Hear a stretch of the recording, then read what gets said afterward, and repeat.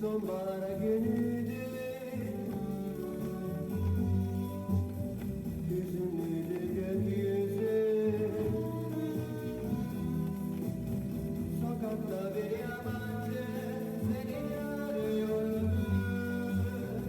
Ellerin ceplerinde yağmur yağıyordu. Düşünce geçmişti günlerini, düşündü nasıl olur sevmeyi, düşündü onu nasıl beklediğini, düşündü bir daha hiç dönmediğini, onu son gördüğü gün, bir kez öldüğü gün. Sokakta bir yabancı seni arıyordu. Elleri ceplerinde yağmur yağıyordu.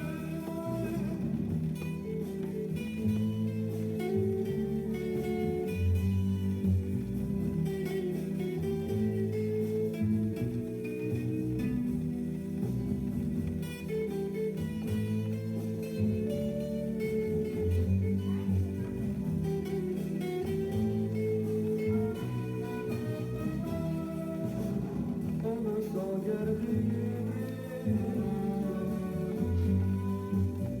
bin kez öldüğü gün. Sokakta bir yabancı seni arıyordu. Elleri ceplerinde yağmur yağıyordu. Düşündü geçmişteki günlerini, düşündü nasıl olur, düşündü onu da